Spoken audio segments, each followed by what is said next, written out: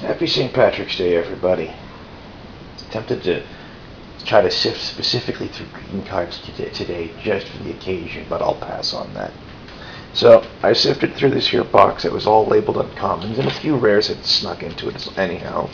We have a Last Stand, which is a 5-color card that did a bunch of weird jank.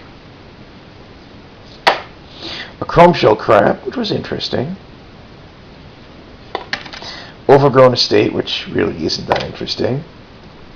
An Aegis of Honor. Always wanted to try and combo that with Jade Monolith. Aegis of Honor redirects. Aegis of Honor basically says that you pump one colorless into it, and it says the next time an instant or sorcery spell would deal damage to you this turn, it deals that damage to its controller instead. And Jade Monolith basically says whenever target creature you control takes damage, this turn you redirect it to yourself. So I'm just like, yeah, combo those two and do neat stuff. So go ahead, lightning bolt my creature. You're taking 3 and accomplishing nothing. And Ambassador Laquatus, which I think, not 100% certain, but I think he was like the only merfolk printed in Odyssey block. Only one. Odyssey block also gave us the horror that is known as the Blue-Green Madness decks. We also had our Psychotog decks.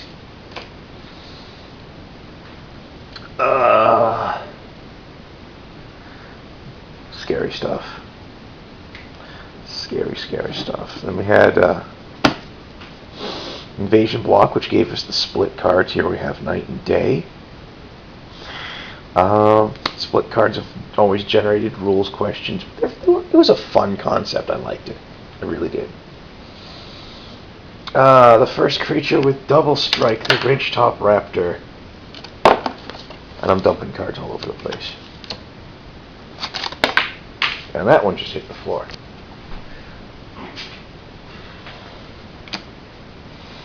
Class. And there's Dragon Mask, a card with an interesting story behind it.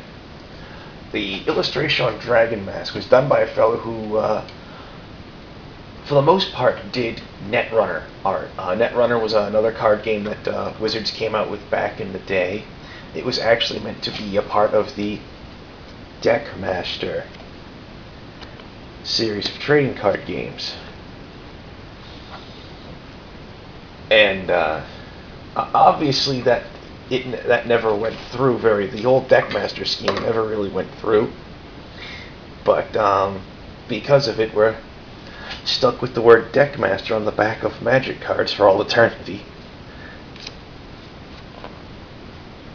But Dragon Mask, guy who illustrated Craig Hooper,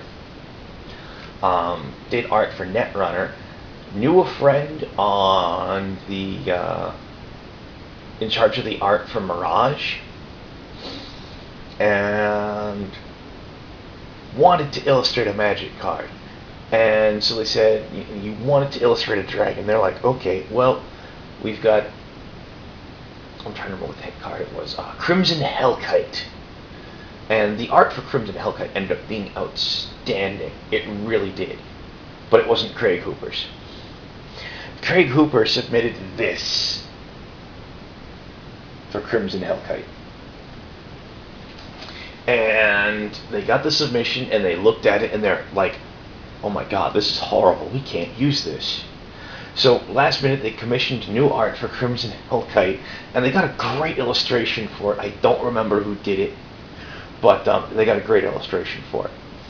And then they're putting together visions where this would be printed, and it comes up during the art discussions like, hey, look, I had this friend, he does Netrunner art, he tried to submit this for Crimson Hellkite and Mirage, we couldn't use it.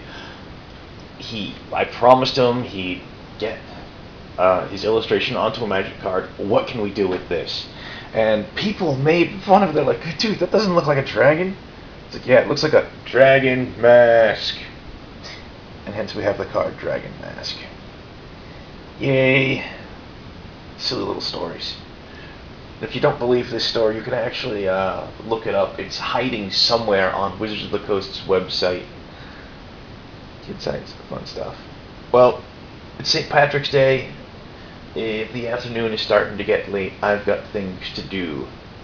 So, be good, be safe. If you're of age, feel free to imbibe tonight. And if you're going out and you're drinking, make sure you're not driving. If you're driving tonight, make sure you're not drinking. And if you're not going out tonight, watch Boondock Saints or Boondock Saints 2. They're both good movies. Don't watch Leprechaun. Really, guys. No. Your friends don't let friends watch Leprechaun. Have fun, guys.